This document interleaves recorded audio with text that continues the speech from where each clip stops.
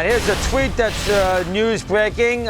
Major League sources, Carlos Correa out 3 to 4 weeks with Houston with a cracked rib. That's a big issue for them. He's had some injury issues, and they're flying right now offensively, so there you have it. Mark DeRosa, of course, he's at Yankee Stadium today. They're getting ready for the Padres. Paxton will pitch against Chris Paddock. Padres, the rubber game of 3. San Diego wins last night.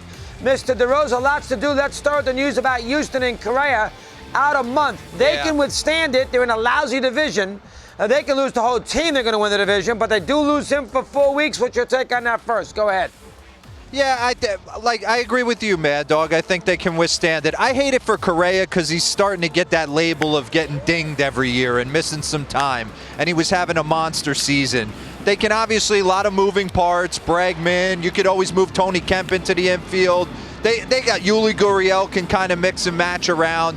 They just need to be healthy, like you said, come September. All systems go, because we watched them kind of limp into the postseason last year with Altuve on one leg, Correa with the back, and Boston was able to take them down. And remember, they had finger issues. He had a finger issue 2 years ago and was okay. Yeah. This is a rib. How about him responding to a cracked rib? Painful injury, but at least it's not his hands, right, Marky? Yeah. I agree with you. You know, I never had the rib, and like you said, I don't know if it equates crack rib, oblique, if they equate at all. We saw Judge moving around this morning, working out at Yankee Stadium, so that was nice to see. But, yeah, I think Correa, get the 3 to 4 weeks. You hate to see him go down. But like you said, they're playing in a division where they really don't have to look in the rearview mirror at all. For a long time, you know, the A's have played well. All right, that's number one. Number two, how about Andy Green last night? You know, listen, it's his first ever game managing Yankee Stadium. To me, he looked tight as a drum at the top of those steps. This is sort of a big series for San Diego, so the East Coast can see if they're any good. And I tell you, you can't bring in all those relief pitchers. I mean, you're just asking for trouble. And this is why baseball's got to get... He wanted that game, dog. Come on, please. He almost pitched himself out of the game. And this is why we're in a situation where baseball's got to get this changed. The manager's got too much control, and nobody in America wants to see a parade of the mound with the guys pitching to one batter. And I think this is why you got the 3 batter minimum for next year. What's your take?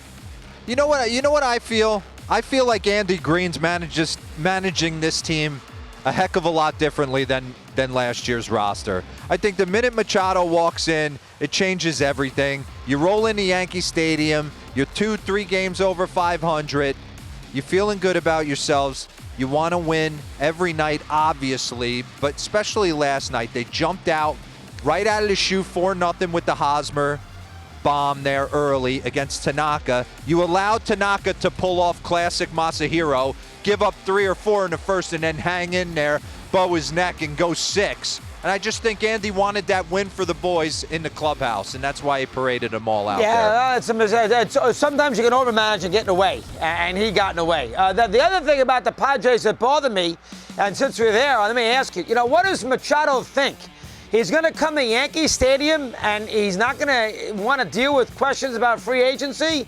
I mean, if you're Machado, you got to tell yourself, okay, I'm going to Yankee Stadium. I was romanced by the Yankees to a degree. Everybody knows I wanted to play for the Yankees. I have to accept the fact that on Memorial Day, a day game, that they're going to ask me about the Yankee Stadium situation, about the Yankee situation for this year, and I can't come across by saying I'm not talking about it because it makes it look worse. So he handled that thing very poorly a couple days ago. Let me hear your take on that for a sec. Go ahead. I just think it's a continuation of last year's postseason. I really do. I think, a lot of people, and myself included, we saw a side of Manny Machado that made us kind of second-guess his entire free agency process. And I'm sure his feelings were hurt a little bit. He'll probably never come out and say that. But when you're going as one of the big-time free agents trying to make the most money, and people are tarnishing your character, whether you did it to yourself or not, I'm sure he's built kind of a callous skin against the media right now. So for him, I think he's kind of letting the world know, I'm going to keep my head down. I'm going to do my thing. I signed a contract here. I'm going to play for the guys in the clubhouse, and I'm maybe not going to worry too much about the media. That. We'll say that. Say that. Don't you might tell be right, people. Dog. Don't tell people, You might be Marky, 100% right. Yeah, I mean, you tell people I'm not answering any questions about that. Hold on now. I mean, geez. Get it out of the way. You make it worse. Anyway, let's get on. How about Paddock today? Everybody seems to think that this guy's a big-time pitcher. He did not pitch the game on Sunday. Maybe he can go this weekend against the Yankees. Obviously good against the Mets. What do you like about Paddock, the young kid? Let me hear your thoughts there.